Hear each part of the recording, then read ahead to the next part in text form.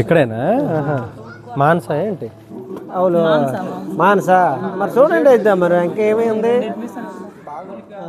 ఇప్పుడు last year అలాగే first మా స్కూల్. ఇప్పుడు ఈరోజు మళ్ళీ వాళ్ళ ఇంట్లో ఆ పాప cousin sister.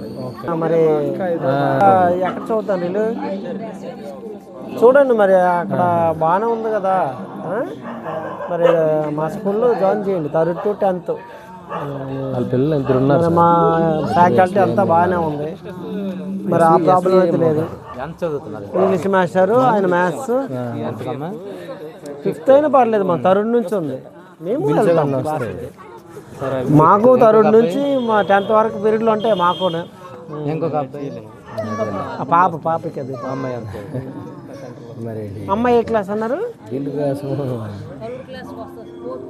4th 3rd 4th 5th. మనకు 3 నుంచి 10 వరకు అమ్మా. మనకు ప్రాబ్లం లేదు.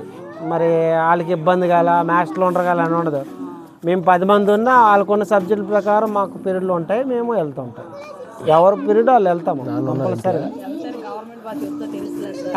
అంటే మీరు అనుకుంటారు ఈ 3-4 గోళ్ళు కానీ ఎట్టేస్తారు కదా వాళ్ళని వదిలేస్తారు కదా అని ఉండదు.